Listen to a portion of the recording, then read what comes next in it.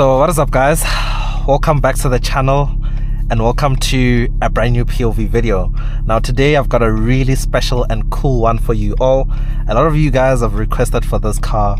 You joined me inside the Renault Megane RS, and this one in particular is the 300 trophy, so it's even hotter than the regular RS. So big thanks to the guys at Renault Northcliff.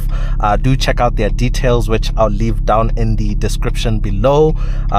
They have a few of these actually up for sale at the dealership, so do contact them. How this video is gonna go is we'll start with the POV drive, and we'll head over back to the dealership and I'll run you through the spec, the exterior, the interior, the engine, and all the technicalities. So for now, let's go for a quick blast. And currently I have the drive select up on screen, and you can see the different driving modes. You have my sense, you have save, regular, sport, and we're of course in the most important mode, which is race.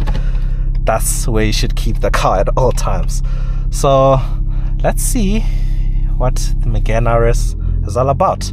So I've been driving for a few minutes now just to familiarize myself with the car, and I have to say I am absolutely sold. Like literally the highlight for me so far is the whole feel of the car, how solid it feels, how aggressive it feels, how focused, how sharp it is. And secondly is the sound. For me, the way a car sounds really communicates with my emotions. That's if the car sounds really good. And this one, man oh man, this thing sounds incredible, which you'll hear for yourself. Oh man, that backfire on gear changes is just absolutely insane. So this car is actually powered by a 1.8 liter turbo 4-cylinder, in this case making 221 kilowatts. So the power in horsepower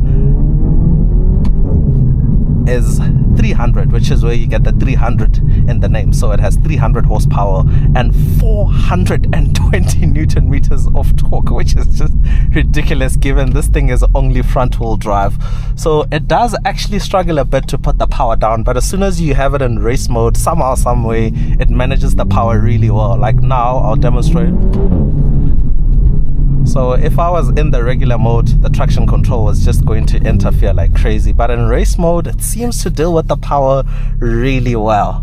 So the other thing I find really cool about this car, which you don't normally find in cars like these, like hot hatches and stuff, is it has all-wheel steering.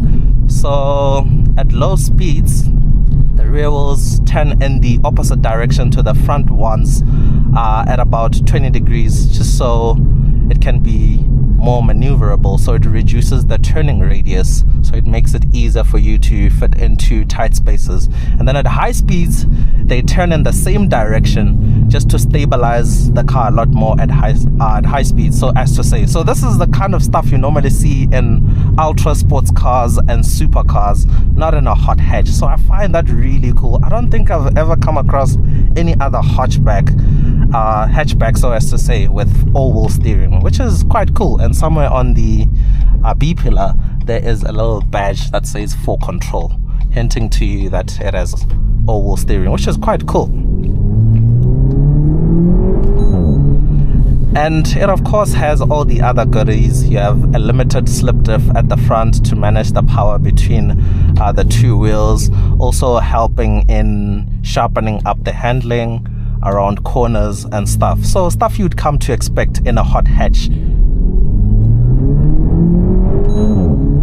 I don't think I mentioned that the engine is mated to a 6-speed dual clutch transmission, which shifts really seamlessly. And yeah, it's quite cool, hey? Man, I think this thing is really cool. I'll just lower my window now because it sounds a lot better with the window down.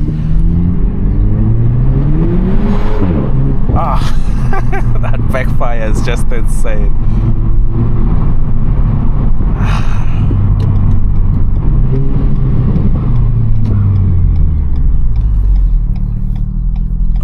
Man, this is such a cool car. You can tell how focused it is. You can tell how capable it would be on track also, or on a nice twisty road. I love how even when you're not driving at ridiculous speeds, the sound is still there, you know, it still sounds so cool.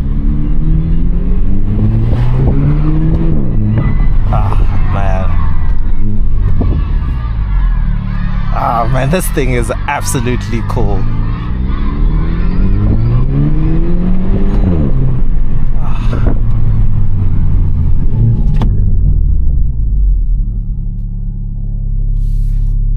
Jeez, man, what a car. And inside here, some of the details you'll be able to see properly when you do the walk around. You have a perforated steering wheel.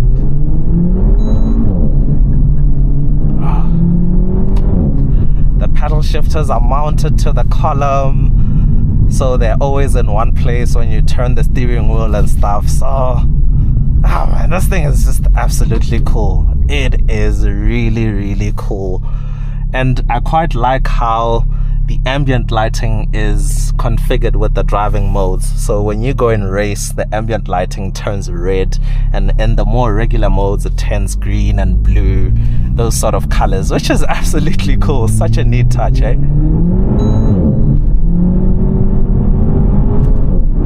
And it is fast, man.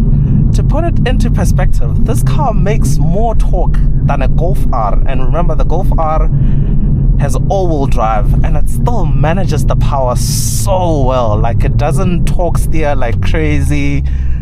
Like, you can chill. You can drive it with like one-handed. I don't recommend you do that, but you can.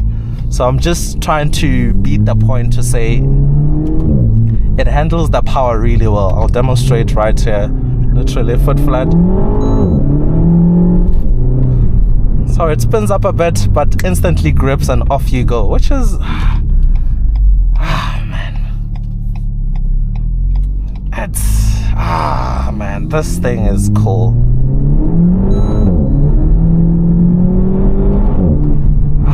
And once you get up to speed, man, oh man, this thing absolutely moves.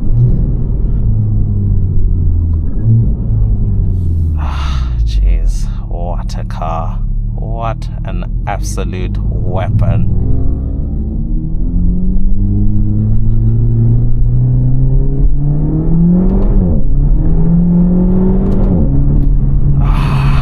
The whole thing feels so stable.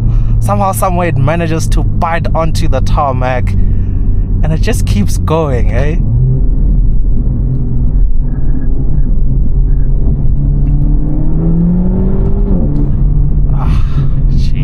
This is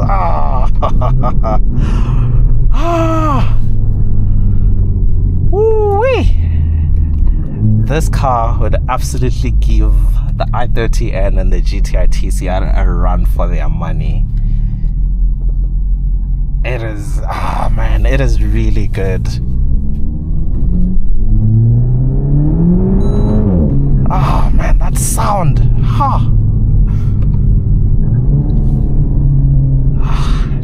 what a car. What an absolute car.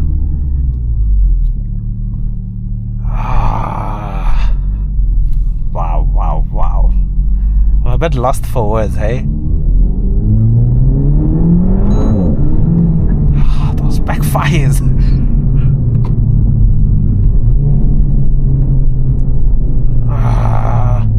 One thing I wish the pedals were like a bit longer. They went all the way to the bottom of the column, because I would imagine with some spirited driving around a twisty road, you might miss the pedals a bit. So yeah, but they're an absolute dime to use. They are really, they feel absolutely cool to use. And the rear wheel steering, like maneuvering around tight spaces, it's just so easy, eh?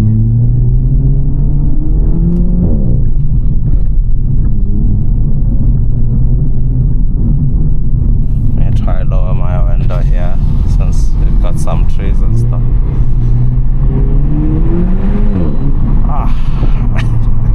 This thing sounds ridiculous.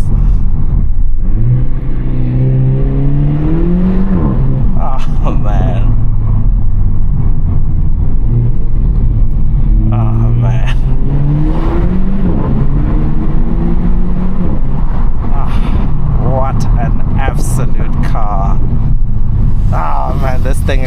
weapon. This thing is an absolute weapon. Jeez, man. And it's sad that you don't really see these on the road. Man, this is an amazing alternative to all the other rivals in this segment.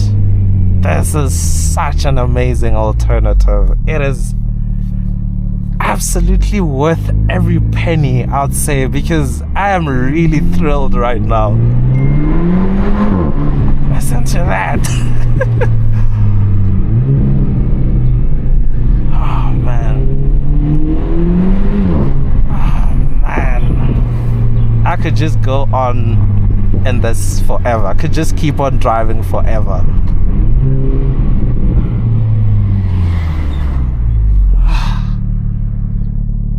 Jeez, what a car. Oh. And the way it manages the power in race mode is just incredible. Like, it doesn't feel intrusive at all.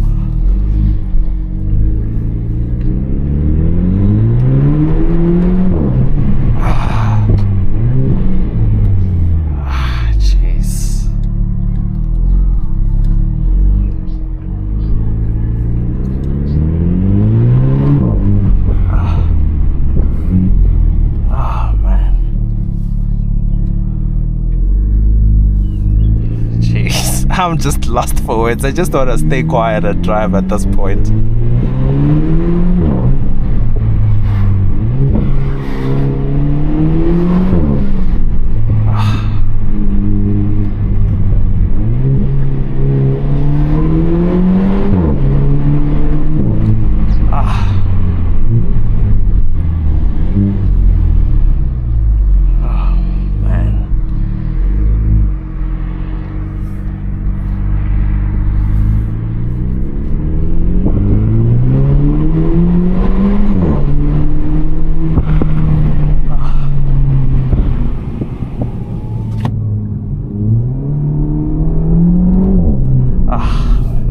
Such a cool car.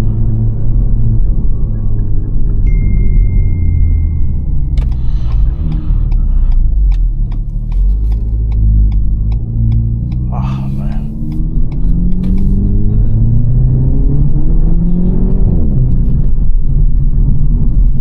Jeez, man.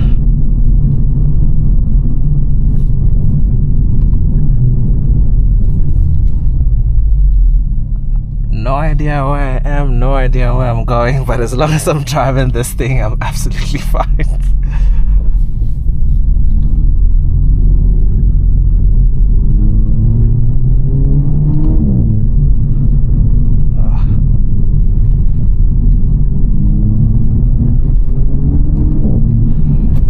And also, it's also equipped with a set of cross-drilled Brembo brakes.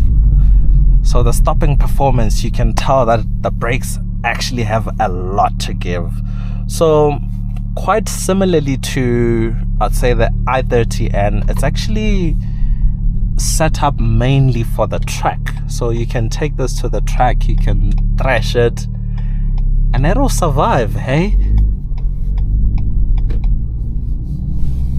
This road looks a bit more smoother.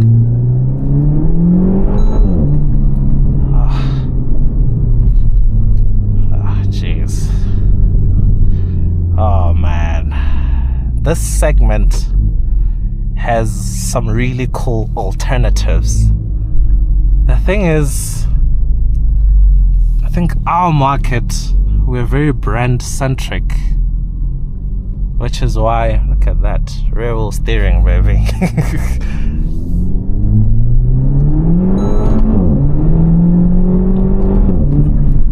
Which is why the GTIs are forever dominating. But let me tell you,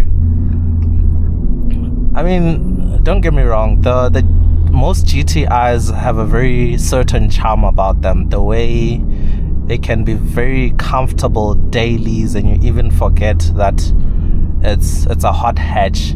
and when you put it in sports mode and stuff, they're fast, they're cool, they're fun as well. But when it comes to absolute raw performance, sharpness, it's nothing like this. It is nothing like this. You can tell that this is a different league, so as to say. This is it's just insane. And I'm pretty sure a lot of people would complain about the handling. I mean, not the handling, rather the ride comfort, the suspension being too harsh.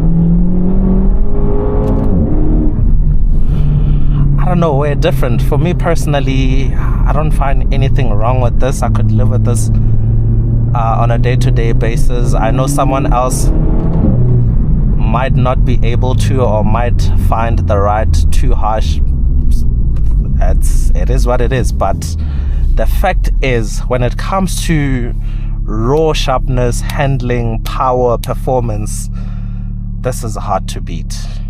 This is really hard to beat.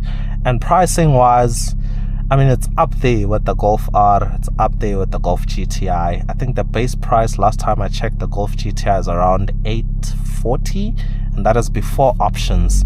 So you still need to choose your sunroofs, your IQ lights and whatnot. This car I think is going for around $950, and it comes with everything as is. And you have all the goodies in here, the ambient lighting like I mentioned, all the different driving modes, app connectivity, Apple CarPlay, Android Auto, all the modern goodies that you'd come to expect in a modern car are all offered here.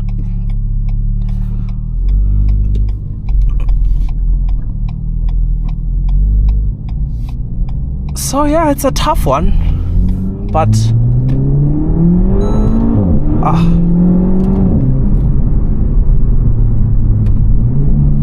man.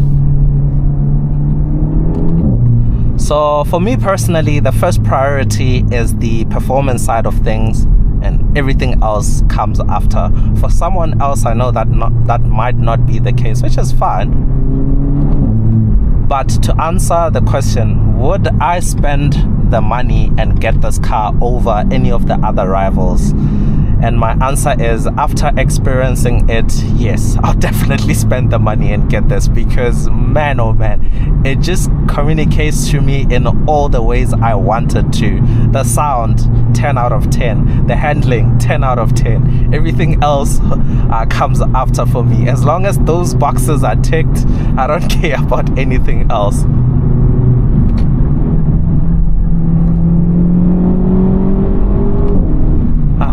Man,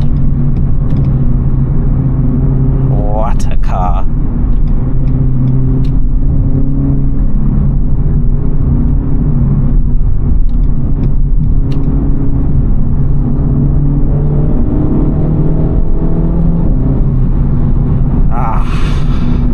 And it's actually very easy to get up to speed, eh? It is just seamless.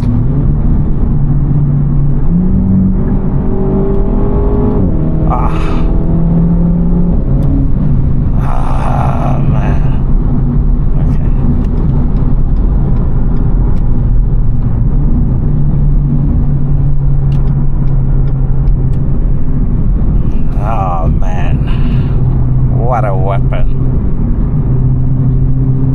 And it's sad because I think last time I checked, this is the last ever Megane RS. I don't know if that's for our market or that's worldwide.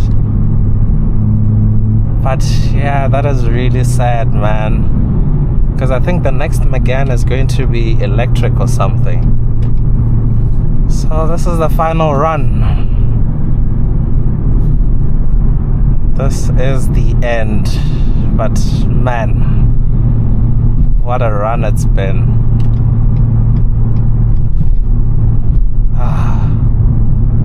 Jeez.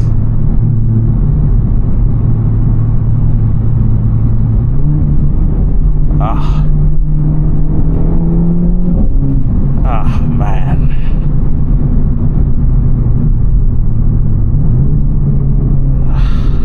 What a car.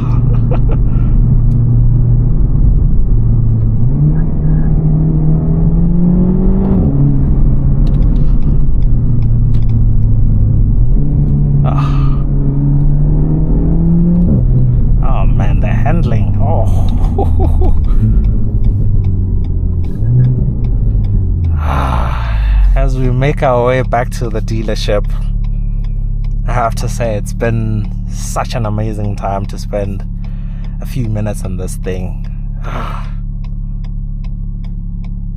Oh man, what a car. And yeah, do get down in the comments section and let me know what you think about this car. What would you go for at this price point? How do you think it compares with its rivals?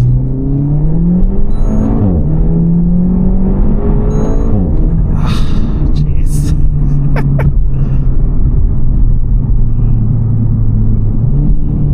So we have a chance to do one last pull here at the traffic light. Oh man.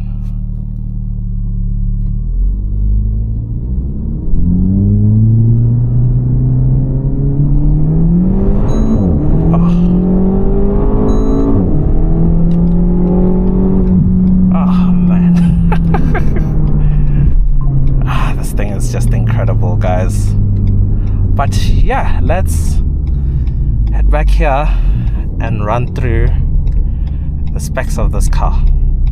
So guys, let's have a quick rundown of the specs. It's a bit loud here with the cars passing and it's a bit windy, but I'll try to be as audible as possible. Now we not only have one, we have two now, so we'll see the two side by side. But let's run through this one since this is the one we were driving. So up front, as you can see, this thing looks absolutely cool and mean. Very distinctive lights with the daytime running lights, full LED lights of course, and I quite like the checkered flag styled fog lights down there. You have a very huge Renault badge, an RS badge below it, and the trophy badging right there, and some of the contrasts look absolutely cool, the gray with the white. It is really, really nice. Now the 300 trophy is signified by the red touches on the rims. That's one way of telling through the exterior. As you can see, the red brake caliper, the Brembo brakes, which are cross ventilated, which is absolutely cool. You do have a bunch of Renault Sport badges dotted around. One is right here, the other one you'll see when we get into the interior.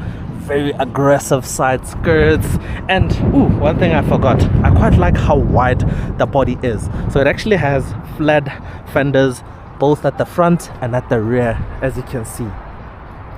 That is absolutely cool. And if we come around to the back, you have a cool sporty roof spoiler, and if we come more to the rear, the party piece is that central exhaust. It looks absolutely cool with the rear diffuser. Man, such a cool car. So let's check out the interior. One take, no stop. So as I was saying, the other Renault Sport badge is right there on the door seal. So I have a bunch of my stuff dotted around the interior, don't mind them, my phones and stuff. So we'll start with the seats. So you have these very sporty or racy bucket seats, and as you can see, they look very aggressive. Full Alcantara, and I mean full Alcantara, the whole unit. Some red stitching, you have RS badging on the headrest, which is absolutely cool. Oh, and there's also some contrasting, so you have the red with the white stitching right there. There's also a red stripe on the seat belt, which looks absolutely cool, and also the aluminium pedals down there. At first glance you might think it's a manual, that's just a footrest. And what I like is, as you're driving, you can actually hear the clink of the metal. It's hard to do the sound now, but sometimes when you're driving you can hear the clink of the metal. Ooh, there's also a Bose sound system, which is absolutely cool. And inside here, the steering wheel that I spoke about earlier while we were driving, perforated grip points, Alcantara on the rest of the unit, a red 12 o'clock marker, digital instrument cluster, and I'll put the car on. For a moment I forgot where the start button was. So this is the infotainment screen, and I'll run you through the driving modes. These are all the different driving modes: My Sense, Save, Regular, Sport. And when you go in the sportier modes, it actually changes the configuration of the instrument cluster. As you can see, that's the dial that you get with Sport, and everything just turns red. It's hard to see now, but you can see the ambient lighting right there on the door. It turns red. If I go to regular, you'll see it will change. That's a regular. So it changes more to a greenish type of look, which is hard to see in bright sunlight. If I go to save, that's saved now. As you can see, the menus are blue. The ambient lighting is also blue. The instrument cluster also has some blue touches. And if I go to race, it changes back to red. That is absolutely cool. Oh, it also changes right here. There's a piece of ambient lighting strip. So it is absolutely cool, hey? I wish it came with a sunroof. You know, us South Africans, we love our panoramic sunroofs. So I think that would have been absolutely cool. But I think I can forgive it given how thrilling the driving experience is. And yeah, that is the Megane. As you can see, the back, full Alcantara seats back there. The seat belts also have the red striping. And yeah, that's absolutely cool. Apple CarPlay, Android Auto is available. Two USB-A ports right there. That is a bit old school, but hey, can forgive it. So I'll show you things like the boot.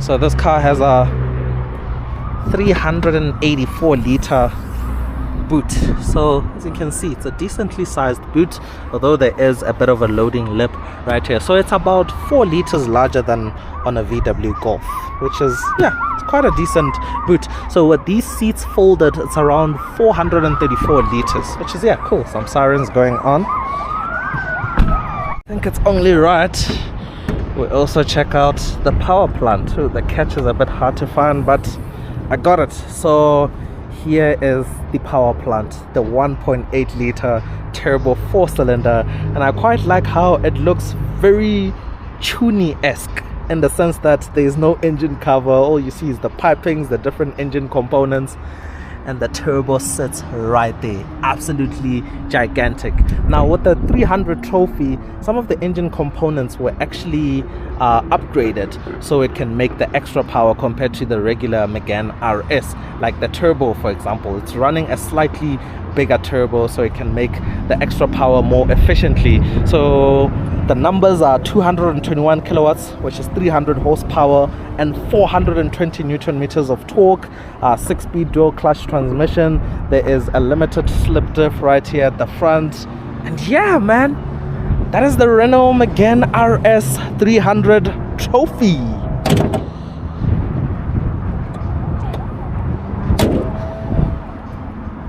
What a cool car. So yeah, let's check out the yellow one.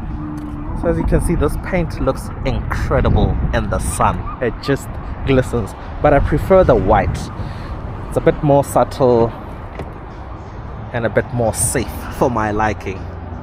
So yeah, the interiors are exactly the same. This one is listed at 685,000 rands. It is around 10,000 kilometers. Actually, they both have around 10,000 kilometers. There's a brand new one inside the dealership right there. Ah man, this thing is cool. Quite like the LED tail lights. They look absolutely cool. Oh, it also has dynamic turning signals. I'll show you just shortly.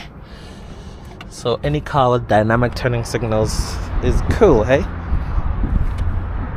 So as you can see, the swipey turning signals, that is always a cool touch.